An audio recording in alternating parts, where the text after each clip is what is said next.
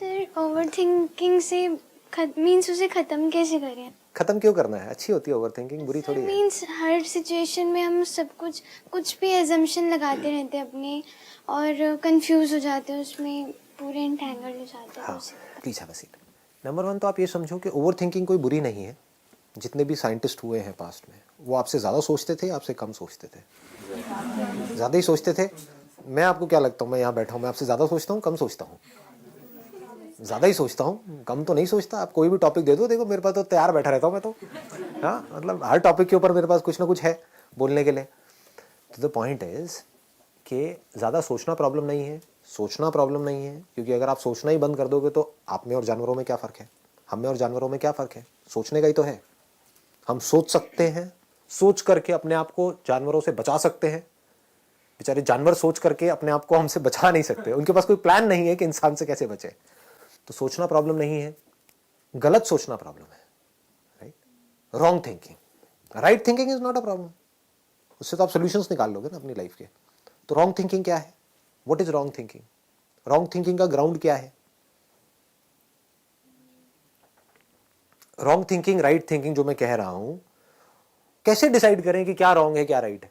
हो सकता है आपको रॉन्ग लग रही हो, मेरे लिए राइट हो, मुझे राइट लग रही है, आपको रॉन्ग हो। पकड़ में आ रही है बात? हाँ, ठीक है। राइट थिंकिंग मतलब क्लियर थिंकिंग, सीधी थिंकिंग, एकदम सीधी सादी जैसे बोलते हैं ना। रॉन्ग थिंकिंग मतलब टेढ़ी मेढ़ी, जहां पे हम खुद ही फंसे पड़े हैं। तो राइट थिंकिंग मतलब क्या, रॉन्ग थिंकिंग मतलब क्या?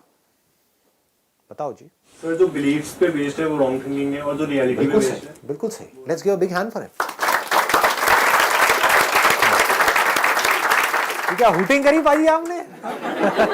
आवाज आई मेरे को थोड़ी हल्की फुल्की सी। तो भंगड़ा भी पा दो अब तो यार, आओ ना भाजी।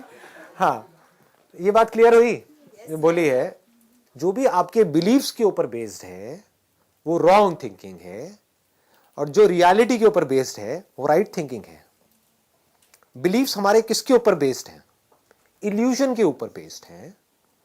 और जो रियलिटी है वहां पर किसी बिलीफ की जरूरत नहीं है। Do you have to believe कि मैं यहां पर हूं या नहीं हूं अभी? क्यों बिलीव? बिलीव करो, विश्वास करो कि मैं यहां पर हूं। मेरी बात का विश्वास क्यों नहीं कर रहे हैं आप लोग? किसी को भी डाउट है कि मैं यहां पर हूं या नहीं हूं? तो रियलिटी में बिलीफ की कोई जगह नहीं है। बिलीफ कहां पर चाहिए? जो रियलिटी में कहीं नहीं है आपके आसपास में। बस आपको कुछ भी बोल दिया गया है और आपने मान लिया है और उसके बेस पर कुछ भी सोच रहे हो। कभी अपने अंदर झांक करके देखो, जो भी आप सोचते हो वो बिलीफ्स के बेस पर सोचते हो या रियलिटी के बेस पर सोचते हो? 99% जो भी कुछ सोच रहे हो सब बिलीफ्स के बेस पर। भगवान है या नहीं है? नहीं है। एक मिनट, कितने कहते हैं नहीं है? ये बिलीफ है या रियलिटी है? रियलिटी है। अच्छा, रियलिटी है। वाह जी वाह, मतलब आपने तो सीधा ही स्टेटमेंट दे दी कि भगवान नहीं है। अच्छा, मैं कहता हूं है। करो चैलेंज, कैसे करोगे? और जो कह रहे हैं है, वो बिलीफ है रियलिटी है? बिलीफ है। क्यों? क्योंकि मैं कह रहा हूं कि नहीं है। करो प्रूफ। है आपके पास कोई फोटो वोटो है? दिखाओ, प्रूव करो। कैसे प्रूव करोगे? तो रियलिटी के बेस पर अगर हम सोचें तो हमारा माइंड क्लियर हो जाता है, चीजों को हम देख सकते हैं, समझ सकते हैं, कंफ्यूजन्स नहीं होते ऐसे माइंड में। ऐसे माइंड में अंदर कॉन्फ्लिक्ट्स नहीं होते हैं। बिलीव्स के बेस पर कॉन्फ्लिक्ट्स होते हैं, क्योंकि बिलीव आप कैसे करते हो? आप एक किताब के बेस पर बिलीव कर रहे हो, या आपके पेरेंट्स ने कुछ आपको कहा उसके बेस पर आप बिलीव कर रहे हो। दूसरा कोई बंदा आ जाएगा जिसने किसी और रिलीजन की किसी और किताब में कुछ पढ़ा है, तो वहां पर लड़ाई झगड़ा हो जाएगा, कॉन्फ्लिक्ट हो जाएगा। तो जब बाहर कॉन्फ्लिक्ट होगा तो अंदर भी कॉन्फ्लिक्ट होगा। कॉन्फ्लिक्ट वाले माइंड को ही प्रॉब्लमैटिक माइंड बोलते हैं। जिस माइंड में कोई कॉन्फ्लिक्ट ही ना हो, कॉन्फ्लिक्ट की गुंजाइश ही ना हो, उसको क्लियर माइंड बोलते हैं। तो क्लियर माइंड कैसे होता है? जो भी बोलना है, जो भी सोचना है, रियलिटी के बेस पर। तो रियलिटी क्या है? भगवान है या नहीं है? क्या बोलना है? रियलिटी क्या है? पता नहीं। बिल्कुल सही, पता नहीं, I don't know, that is reality. अभी आपके लिए यही रियलिटी है। लेकिन किसी दिन भगवान आपके एक्सपीरियंस में उतर आए, तब आप बोल सकते हो यस आई नो। तब आपको बोलना भी नहीं पड़ेगा, आपकी आंखों में दिख जाएगा कि भगवान आपके आसपास में है, आपके अंदर है या नहीं है। आप बिलीव कर रहे हो कि भगवान हमारे अंदर है क्योंकि वहां लिखा हुआ है, या आपको पता है कि भगवान मेरे अंदर है? तो बिलीफ और रियलिटी में फर्क को हमको समझना है। If you can understand that, तो ये जो ओवर थिंकिंग जो प्रॉब्लम है, जो आई एम 100% श्योर आप सबकी है, सुबह ब्रेन एक्टिवेट हो जाता है और रात तक जब तक सोने की कोशिश कर रहे होते हैं वो एक्टिवेटेड रहता है, कुछ भी थॉट्स आ रहे होते हैं माइंड में। जैसे कोई भूत की पिक्चर देखी या आपके भाई ने आपको कोई भूत प्रेत की कहानियां सुनाई, अब रात को नींद नहीं आ रही, क्यों नहीं आ रही? क्योंकि डर लग रहा है, भूत प्रेत दिमाग में घूम रहे हैं। तो क्या ये आपके बिलीफ्स हैं जिसके बेस पर आप सोच रहे हो, या रियलिटी है? बिलीफ्स है। तो अब ये थिंकिंग खत्म कैसे होगी? कैसे होगी बताओ? सिर्फ ये समझने से होगी कि ये बिलीफ्स है, ये कोई रियलिटी नहीं है, इल्यूजन्स है। सर, वो भूत नहीं है, मेकअप है। हाँ, भूत नहीं है, मेकअप। हाँ, भूत नहीं है, मेकअप है। ध्यान से जा करके देखो वहां पे टेलीविजन में, आप देखोगे तो आपको समझ आएगा ये तो मेकअप है। ऐसी भूत तो मैं भी बन सकती हूँ, उससे बेटर बन सकती हूँ। इनफैक्ट मुझे तो मेकअप की भी जरूरत नहीं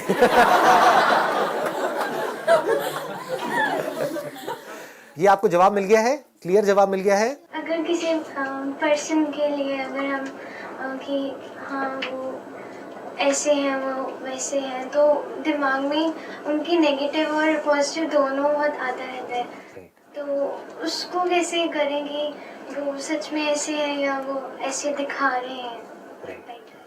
कि हमारे माइंड में कंफ्यूजन रहती है, एक कॉन्फ्लिक्ट चलता रहता है कि वो जो पर्सन हमारे साथ में है वो ऐसे हैं या वैसे हैं। ऐसे वैसे मतलब अच्छे हैं या बुरे हैं।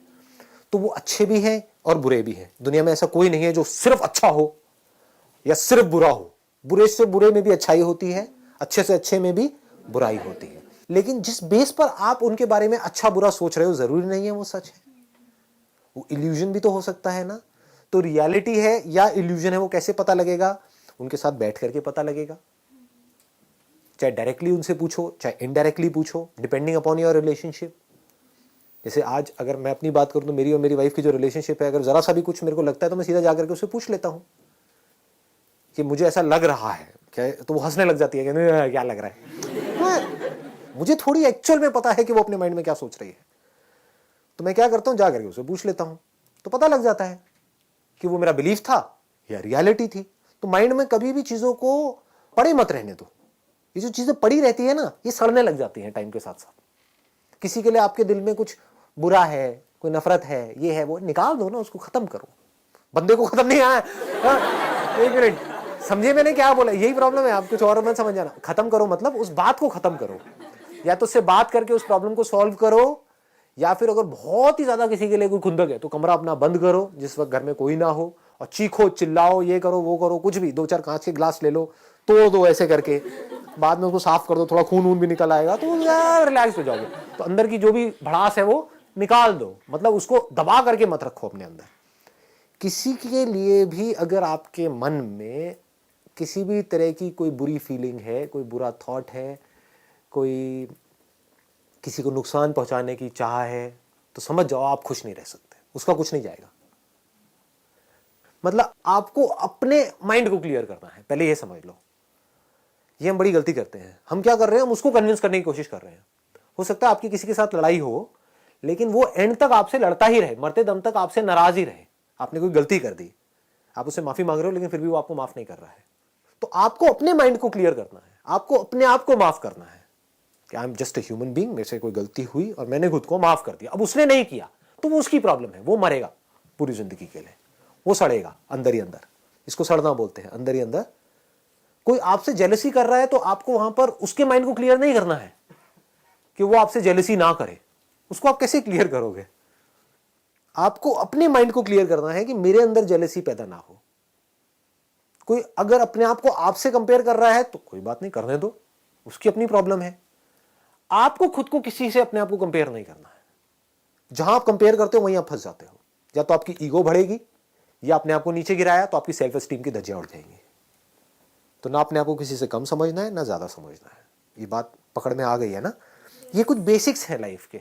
अगर ये हम समझ पाए ना और इस तरह से चल पाए, मतलब अल्टीमेट गोल क्या है यहां से, इफ यू रियली वांट, एक है आपने सिर्फ पूछने के लिए पूछा है कि मैं अपनी ओवर थिंकिंग को कंट्रोल कैसे करूं, क्योंकि ये कोई छोटा सवाल नहीं है। If you really mean it, क्योंकि इससे बड़ी कोई चीज है नहीं लाइफ में। इसकी वैल्यू क्या है? आपके जो अंदर की दुनिया है वो बिल्कुल क्लियर हो जाए। इसी को तो खुशी कहते हैं। और खुशी क्या है? बाहर चिल्लर पिल्लर मिल जाएगी वो खुश, उससे खुश हो गए आप।